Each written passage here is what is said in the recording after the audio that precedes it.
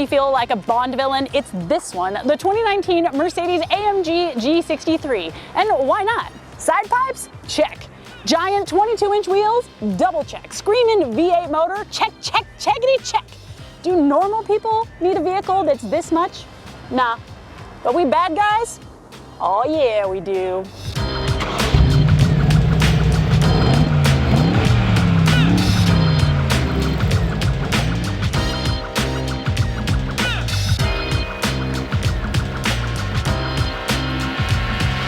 The G-Wagon is all new for 2019, save for a few parts like the door hinges, the washer on the headlamps, and the spare tire carrier, but that doesn't mean that it's not the same bonkers, completely ridiculous, over-the-top SUV that it always was.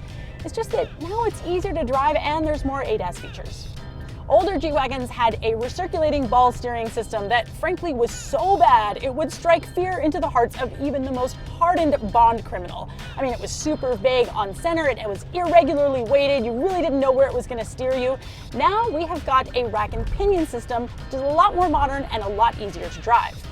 And you can dial the steering in by choosing either comfort or sport. Now me, I like the sport mode. It gives you a little bit more heft that kind of suits the largesse of the G-Wagon.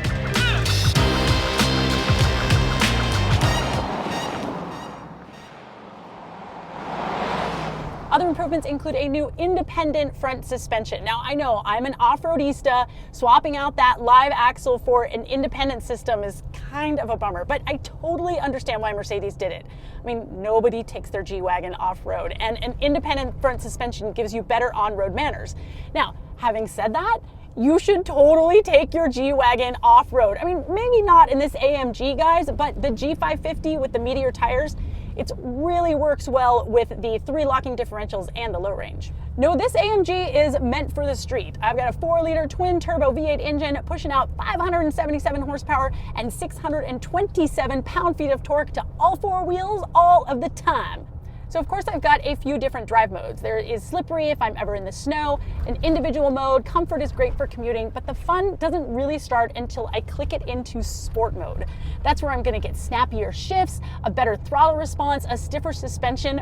But if you really wanna dial it up into 11, and I mean, I'm a Bond villain, so of course I do, you put it into Sport Plus, and never has a vehicle made me go from Bond villain to giggling schoolgirl more than the Sport Plus in this G-Wagon. I mean, it's amazing. It just leaps off the line with like, I don't care who or what is around me deal. It downshifts and gives you these nice pops and gurgles, and the exhaust note, I mean, just take a listen.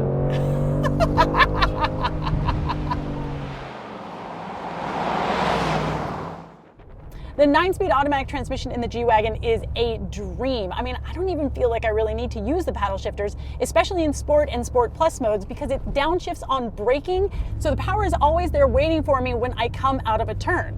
Yeah, I said a turn because this thing will kind of turn. I mean, it's wider than it was last year by about 5 inches, so it doesn't feel quite as tippy-toppy when you're going around. I mean, it's not really an apex hunter, and for sure, if James Bond takes me out to the mountains, he's gonna pull away, but I'm gonna catch that guy on the streets.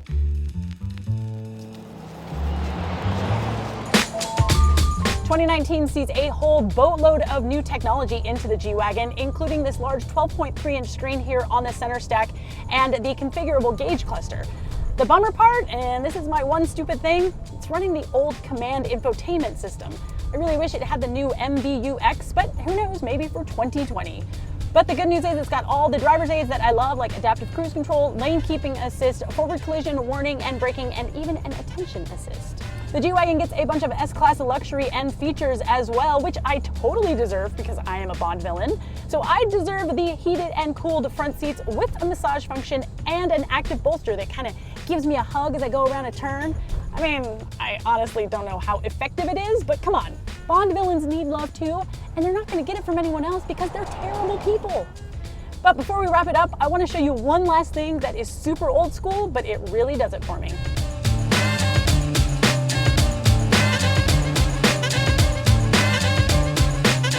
So one of the old school touches that they've kept on the G-Wagon that I really like is the solidness of the doors. I mean, listen to this. It just sounds so good and heavy. In fact, they're almost hard to close from the inside. And then when you lock it, oh yeah, it sounds like a shotgun. It's so good and so clicky, I love it. Now you may have noticed that this guy is longer than last year. That translates into 6 more inches of legroom for rear seat passengers. And frankly, it's still a little tight back there. So you're a Bond villain. What are your other options? Well, if off-road capability is important to you, you can look at the Land Rover Range Rover. If that is not so much your deal, well, look at the Lincoln Navigator or the new BMW X7. This guy, however, starts at $147,000 and optioned up, like you see it here, 159,000 smackaroos. That's okay, you're a Bond villain, you got the cash.